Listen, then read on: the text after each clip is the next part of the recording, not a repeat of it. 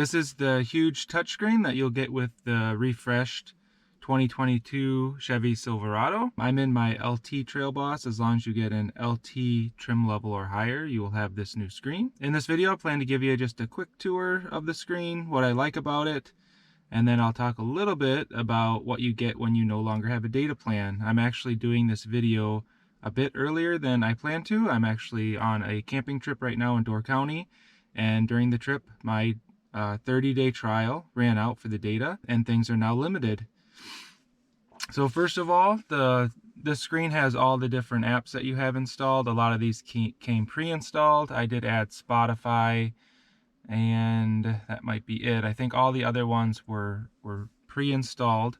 They show up as tiles on the home screen. It's really easy to get to the home screen. You can either push this button on the screen, or there is a physical dial to the left of the volume control button, but this is probably the easiest way. The buttons along the left side actually are configurable, so I've changed these a bit. If there's ones you want over there, or if you want to move anything around, it's super easy. You just push and hold in, and you can drag it to wherever you want. If you want it to be one of your quick buttons on the left, you can just drag it all the way over there, and it will replace whatever button you put on there. I'll start off by showing, I guess, there is a split screen feature, so you can have one app open on like 2/3 of the screen and one app 1/3 of the screen. So right now I have the clock over here.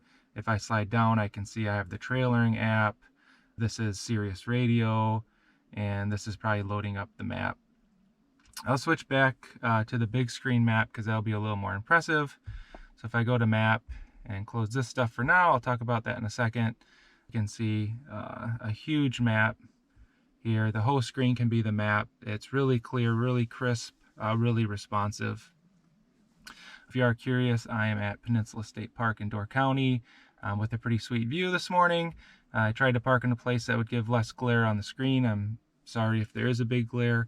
And there is still the ability to do the split app here. It's just closed on the side, so there's a little arrow over here. You can pull that across and have any of those other apps open as well. And this will give you turn-by-turn directions and all that great stuff that you expect from Google Maps. So if I go back home, we do have the Google Voice Assistant with this, although I won't be able to show it because I don't have the data plan anymore. So that is one thing I want to talk about. Once you try to use, okay Google. So immediately it pops up that the application requires a connected service subscription. To do that, you'll need a data plan from your vehicle manufacturer. So I'll dismiss that for now. That is something I'm going to look into, but something I'm kind of on the fence. I will say it was really nice having those commands, voice commands and stuff, but probably not needed, especially if you have a co-pilot with you while you're driving. I wasn't a huge user of Google Assistant to begin with, so to me, I don't think it's going to be a big loss. You could use it to use any of the buttons on the control panel to turn on or off the air conditioner, heat, set the temperature, turn up the fan, all that fun stuff. And then you could just use it for random stuff too. You could ask the assistant, is it going to rain today? What time does the sun set? Stuff like that. The big integration with the data is the map. So let me close that over. Again, as soon as you open the map, let me go back. It pops up the same thing, shop plans or dismiss. So without data, you can still have the map open. It will track you, but you're not going to get turn-by-turn directions. You're not going to get traffic or anything like that. I think you can't even search. So if I type in here,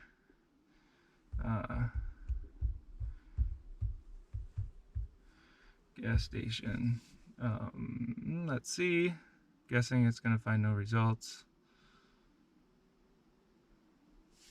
And this is all stuff you could have done with voice. I could have told, the assistant to find me this, or to add waypoints or stuff like that. Really nice built-in feature, really convenient, very responsive, at least from my month of testing. But again, for me, unless I'm like traveling every week, I don't know if it would be worth it. It really depends on the data plans, which I'm going to look at when I get home. So I'm pretty confident that's not going to find any results because I don't have data. Just to go through some of the other ones, we do have music. So this is Sirius Radio. I have a trial of this until September, I think. But to change that would be right up here, this drop down. So I can go AM, FM, Sirius. I installed Spotify, but I can show you that quick as well. Without a data plan, it pretty much doesn't work. So it has no library. Actually, if I go to my playlist. So I'm logged in as myself. I had playlists before when I had data. So now I basically can't use this app anymore because I'm not paying for data. I use Spotify from my phone. I have a data plan on my phone.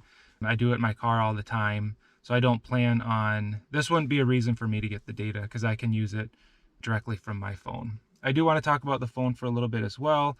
So this truck does support wireless Android Auto, and I've got it Bluetooth as well. I can show you, so you can see my phone is connected up here, but I can go to settings, connections, and add additional phones if I wanted to. So if there's other phones in your family and you want them to be able to play their Spotify list, for example, you could add their phone here, or they could just share their list through Spotify with you.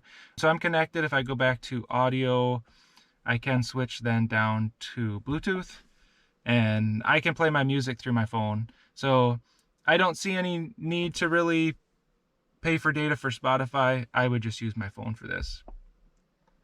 So the big thing would be for data is if you really want the voice assistant to be able to do stuff for you, which I will say was really nice with the map integration and then the actual map integration itself. But this truck does support Android Auto, and you can wirelessly connect, although I did have problems with that. It was not registering my Android Auto app at all like it is right now. So my phone's on and it's connected, but it's not recognizing this. And so I searched real quick online, and you do need to have Android 11 or higher, at least that's my understanding, on your phone. I do not. So I had to connect via USB. I guess I can do that real quick and show you what that looks like. So if I plug in my phone to the USB down here. So now it became enabled, and I can click it. It says my phone's too old, but it has been loading, so I do think I probably need a phone upgrade. Okay, so I've only played around with this a little bit so far. You do lose some of the screen real estate, although I feel like the responsiveness and the map is just as clear. May depend on the internet connection you have with your phone. You do get the side-by-side with, so this is automatically selecting my Spotify from my phone, integrated with the Android Auto app. So all of these controls over here are specific to this app, and so I just closed Spotify on my phone to show you that you can show time there as well. I don't know if there's other ones that can show up over here, but I couldn't figure out any way to make this map bigger to take up the whole screen real estate. So that is one thing you're losing with Android Auto. It does also support Apple CarPlay as well. I have not tried that, but you get all the same features here. So some of the places we've stayed, it's showing up. I can search. I probably can even do voice assistant.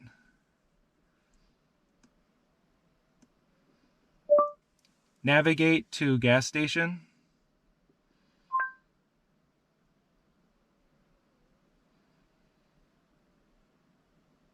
There's BP 1.9 miles away.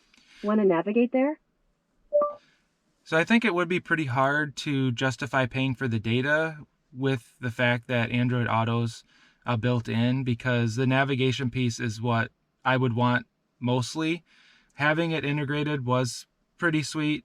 And I think if I upgrade my phone so I can do this wirelessly, that'll get me close enough to what it was that I'd be still really happy with it. I do think, like I mentioned, that you lose the side-by-side. So let me just open up, let me see if I can open the trailering app and then go back to, actually I want to put this back here where it was because I'm going to use it a lot. So you can't do side-by-side as far as I can tell. If anyone knows differently, please let me know in a comment. If there's any way that you could actually use your data with the truck, please also let me know. I couldn't find anything. I think Chevy's forcing you to go through their data plans to take full advantage of what this truck can do. You can still use voice commands for Android Auto, but you will need to push this little microphone. You can't push the button on the steering wheel to do it because it's going to go through the truck To and do it's going to that, say you'll you need need a a data data plan. plan from your vehicle manufacturer. So while you do lose the truck side-by-side video, it still does kind of have side-by-side built into Android Auto. So I have Spotify open through my phone as well. If I click that, that will take over the main screen and then put my map smaller on the side. So it's almost the same size, you just lose a little bit of width here for these extra icons. And I think you wouldn't be able to, put the trailering app over here. So I'll quickly go through just talking about some of the apps that are installed on this. I already talked about Maps and Google Assistant. You'll need data to be able to really use either of those effectively. The cameras on this truck are amazing. Let me turn the truck on.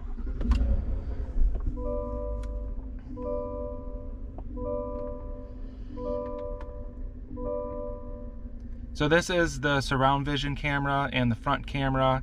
I can switch this to be the back camera. This is the top down from the front of the truck. The back of the truck and the front of the truck.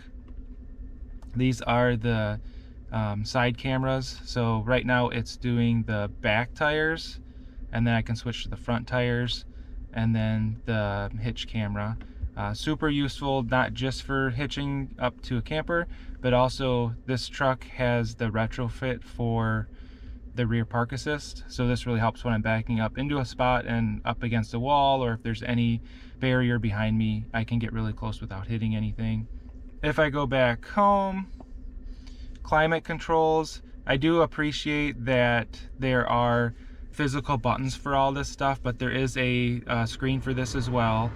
I actually typically prefer to use the physical buttons. I like to be able to turn dials and push buttons, but you can do all of this from this app as well, turning up and down the temperature. And with the data plan, you could do all of this via voice command. All the heating and cooling controls, I had no problem telling the assistant to turn on, turn off, turn up, turn down, stuff like that. Turn this back off. If I go back home, you won't be able to use Spotify unless you have data. The My Chevrolet app, I've used that for the owner's manual mostly. Trailering app's pretty cool. I'm not going to talk a lot about this because I'm probably going to do a more thorough towing video now that I've put a few miles on this. But this does help with a few things. It lets you set up checklists and you can check your lights on your own, stuff like that. Still struggling to get my camera to work. I think I'm going to have to get a different camera to get it to work with this truck. And then have not used Wi-Fi hotspot. I'm guessing that costs data. Play Store, you're going to need data. Podcast, you're going to need data. Google News, you're going to need data. So all of those are going to need data. Another thing you lose without a data plan is the speed limit sign here. So ever since my data plan expired, that's been blank. So I'm actually going to remove that. Show speed sign off. So since that's not going to show anything anyway, I'm going to turn that off unless I end up signing up for data plan, then I would put it back on. But it's pretty much useless right now if it's always going to be blank. One thing I will say about the screen though is it's really easy to get fingerprints on it. Luckily the truck did come with this microfiber cloth, which you can use just to wipe them away. So you just gently wipe the screen off and you can clean them. The easiest way I found is to actually turn the vehicle off, open the door like you're getting out, and then close the door.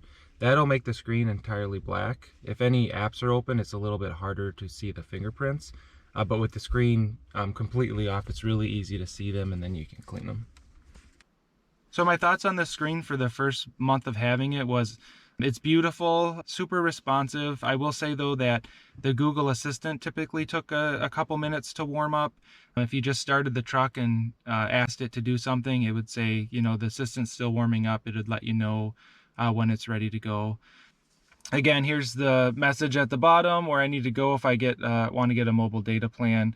I'm definitely going to wait probably a month or two before I decide on that. If I really miss it, I might consider it, or depending on price, I might consider it. But right now, I think with Android Auto and the data on my phone, that's probably going to get me close enough to where I was with the data that it won't matter. The big win here is just the huge screen, the huge being able to have the huge map open while you're driving with turn-by-turn directions. That's been really nice, and I love the camera. So you can see the things that I've favorited here. If I end up not getting the data, I'll probably replace those two, although I don't know if you can replace the top one.